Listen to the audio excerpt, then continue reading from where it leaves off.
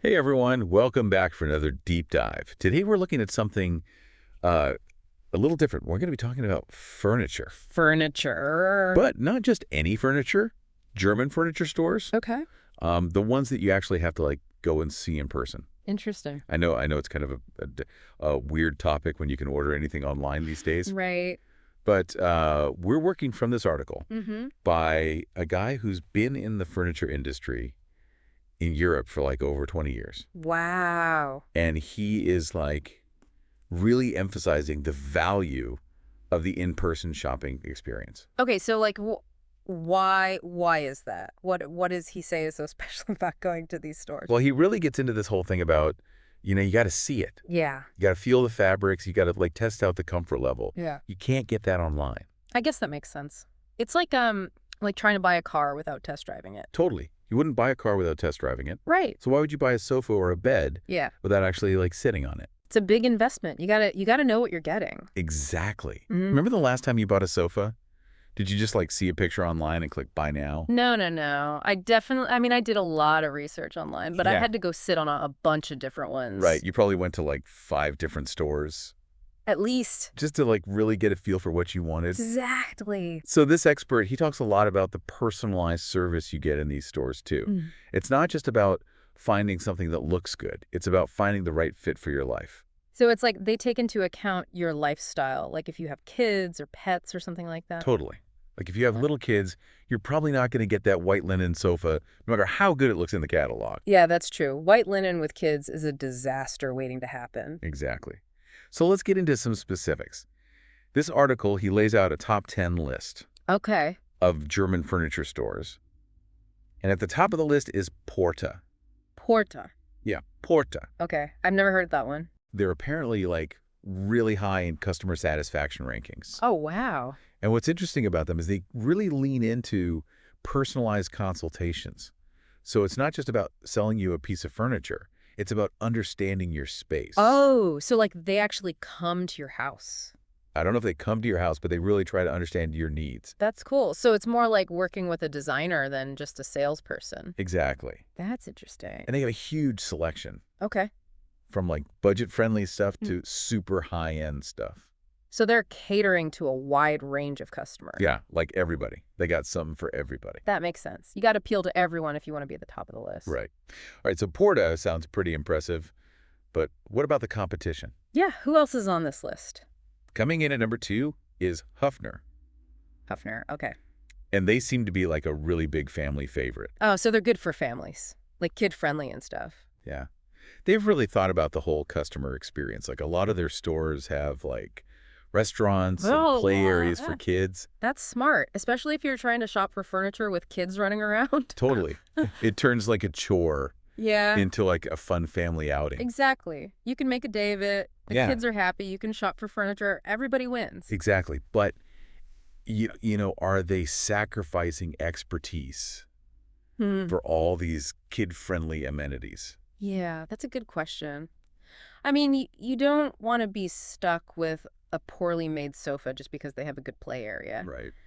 Well, from what I've heard, they're known for having a really knowledgeable staff. Yeah. They can give you expert advice on everything. Materials, ergonomic design, all that stuff. Oh, so you can still get that peace Yeah. of mind Yeah. knowing that you're making a good purchase, even if your kids are off building a fort in the play area. Exactly. So you get the best of both worlds.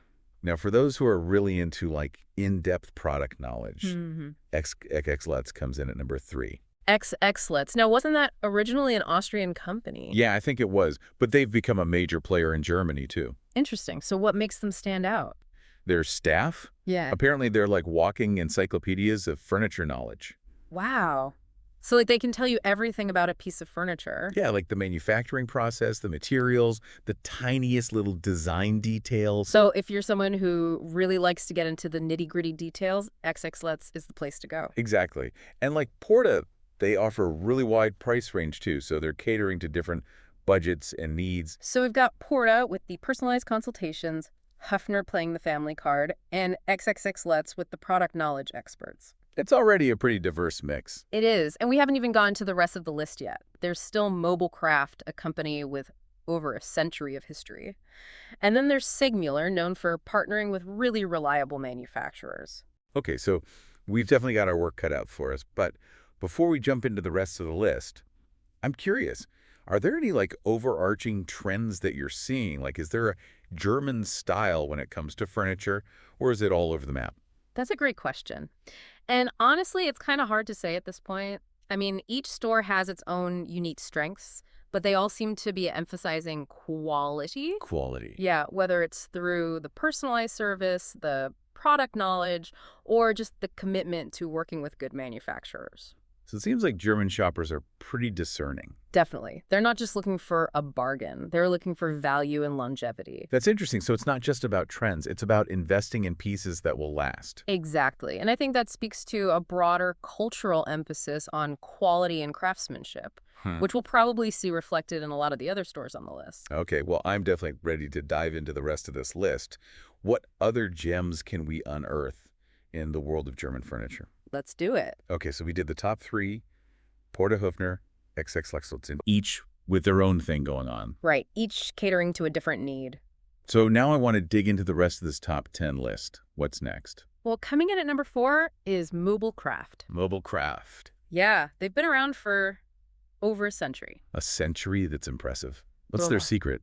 What's kept them going for so long? I think it's their reputation for quality. You know, they've been delivering on their promises for generations. If they weren't good, they wouldn't have lasted this long. That's a good point. So are they all about traditional styles then, given their history? Not necessarily. They've got a wide selection covering like everything from classic wooden pieces to more modern designs. You know, tastes change and they've adapted. So a little something for everyone, but always with that emphasis on quality. That seems to be a theme. It definitely is. And then there's Segmuller, another company that's all about quality, but they approach it a little differently. How so? Well, they're really focused on partnering with like the best manufacturers, the most reliable ones. So they're very selective about who they work with? Absolutely. It's all about maintaining that consistency. You know, if you're known for quality, you can't afford to have any weak links in your supply chain. Makes sense. It's about protecting their brand. You know, they've built this reputation and they don't want to mess it up. Exactly. Now, speaking of big names, we can't talk about furniture without mentioning IKEA, even though they're not technically German. They got to be on the list, right? Of course, they come in at number 6. Not surprised. IKEA is like a global phenomenon. What does the article say about them? They highlight their focus on, you know, functional and affordable furniture, which is really relevant in cities where space is limited. Yeah, those space-saving designs, they're smart. I remember visiting an IKEA showroom. It was like a master class in how to maximize every square inch. And that's a big part of their appeal. They're not just selling furniture, they're selling a lifestyle. You But know? it's about making the most of your space no matter how big or small it is. So we've got Mobile Craft with a long history of quality, and then Segmuller with their focus on good manufacturers, and then there's IKEA with their, space-saving affordable solutions. It's interesting how they're all kind of targeting different needs. It really speaks to the diversity of the market. You know, not everyone is looking for the same thing. Some people prioritize durability, others affordability, and like you said, some need solutions for small spaces. So I'm guessing these last few stores on the list are even more niche. You got the next 4 stores, Skanto Momex, Jesk, and SB Mobile Boss. They all offer something a little bit different, and they're generally more budget-friendly. Okay, let's talk budget-friendly options first up. Skanto. What's their deal? Well, Skanto is interesting because they're not just a furniture store. They're more like a department store. They've got all sorts of household goods at really affordable prices. So kind of like a Walmart or a Target in the U.S., like a one-stop shop for your home. Exactly. They're great if you're furnishing a rental property or outfitting a student dorm or just looking for a good deal. That makes sense. They're appealing to a much wider audience than just furniture shoppers. Right. Now, what about Momax? They sound kind of familiar. Well, Momax is actually owned by XXXLutz, Oh, okay. but they target a younger demographic with more contemporary designs and lower prices. So kind of like IKEA, but with a different style. Yeah, you could say that they're very on trend. So if you're looking for something stylish but you don't want to break the bank, Momax is a good option. Okay, so we've got Skanto for the bargain hunters and Momax for the style-conscious shoppers on a budget. What about Jysk? I feel like I've seen that name before. Jysk is originally from Denmark, Okay. and they're known for their Scandinavian style and their value-oriented products. They're especially strong in bedding, mattresses, home textiles, that sort of thing. Oh, that's why it rings a bell. I think I've seen their ads for like comforters and pillows. Exactly. But they do offer furniture as well. It's got that clean, minimalist aesthetic, very Scandinavian. If you're going for that Hig vibe, Jysk is the place to go. Exactly. And finally, we have SB Mobile Boss rounding out the top 10. What makes them stand out? Are they another budget-friendly option? Yes, but their main thing is immediate availability. Like a lot of their items are in stock and ready to go. You don't have to wait weeks or months for delivery. That's a huge plus, especially if you're moving or need to replace something quickly. Absolutely. Their stores are designed for a very straightforward shopping experience. You go in, find what you need, and get out. So no fancy showrooms or personalized consultations here, just pure efficiency. Exactly. It's all about meeting a specific need, affordable furniture available now. Okay, so we've covered the whole top 10 list, from the high-end personalized experience of Porta to the budget-friendly, no-frills approach of SB Mobile Boss. It's amazing how much variety there is in the German furniture market.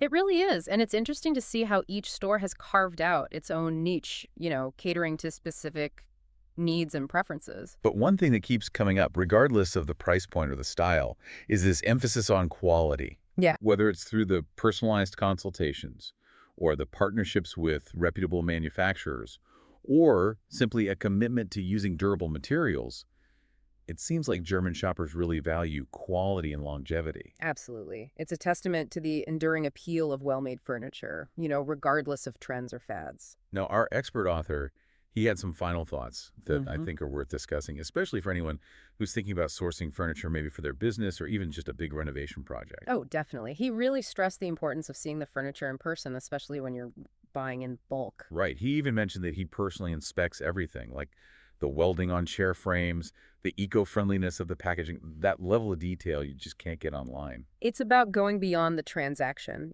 building relationships with suppliers, understanding the nuances of the craftsmanship. And I imagine it's even more critical when you're making a significant investment. You don't want to end up with a shipment of chairs that fall apart after a few months. Exactly. A small detail overlooked online could turn into a major headache down the line.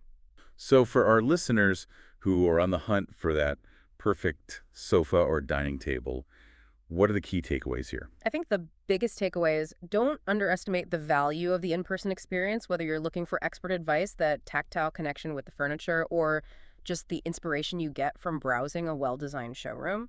There's something to be said for stepping away from the screen and actually going into a store. It's about taking the time to make an informed decision. Yeah. Finding pieces that not only look good, but also fit your lifestyle and your needs. And who knows, you might even discover your new favorite store in the process. Absolutely. Now, the author did mention something interesting at the end of the article that I think is worth exploring. He talked about the rise of augmented reality and virtual showrooms. Oh yeah, like those apps where you can see how a sofa would look in your living room using your phone's camera. Exactly. And it brings up some interesting questions. Like, Yeah. will these technologies eventually replace the need to visit a physical store, or will that tactile experience always hold a certain allure? Yeah, it really feels like we're at this crossroads. It does. On one hand, you've got these established stores with like decades of experience. Right. They're focused on quality and service. And then on the other hand, you got all this new technology that's like completely changing how we shop. It makes you wonder, will it enhance the in-person experience, or will it just replace it? I think that's the big question. Uh. Our expert didn't really get into that. Yeah. He talked a lot about the value of going to actual stores. Right. But he only kind of hinted at all this tech stuff. So have you seen any companies successfully merging the digital and physical? Yeah, I'm curious about that too. Are there any good examples out there? Yeah. Well, there are definitely some companies that are trying out these hybrid models. Some online retailers are partnering with stores to create showrooms so people can see and touch things before they buy them. Oh, that's cool. Like a try before you buy. Exactly. But for furniture. Yeah. Like that. And some companies are even using augmented reality Oh, yeah. on their websites, so customers can see how a piece would look in their own home. Oh, using like your phone or your tablet. Yeah. That's pretty cool. It's not the same as being there, but it's getting closer. So it seems like there's a lot of potential with this technology to make furniture shopping better. Definitely. And maybe even make it more accessible. Yeah, exactly. For people in rural areas or people with mobility issues who can't easily get to stores. Right? It could really open up possibilities. It's kind of exciting to think about how the furniture industry might change. It is. Who knows? Maybe we'll have virtual reality showrooms one day. Oh, wow. You could like walk through a store from your own living room. That would be something. But even with all that, I have a feeling that physical stores will still be important for some people. I think so, too. There's something about seeing and feeling furniture firsthand, you know? Yeah, and talking to knowledgeable staff. Right. Getting that personal touch, you just can't replicate that online. It's like the difference between reading a travel blog and actually traveling to a place. Exactly. You can get information online, but it's not the same as experiencing it yourself. It comes down to personal preference, I guess. Mm-hmm. Some people will love shopping online, Yeah. and other people will always prefer going to a store. And that's okay. The good thing is we'll probably have both options. Exactly. So as we wrap up our deep dive into German furniture stores, I want to leave you with this thought. Okay. Don't be afraid to explore both the digital and the physical world when you're furnishing your home. That's a good point. Take advantage of online shopping, but also make time to go to stores, connect with experts, and experience furniture firsthand. You never know what you might discover. And you might fall in love with something you never even considered online. Absolutely. Happy furniture hunting, everyone. That's right. Happy hunting. And until next time, keep diving deep.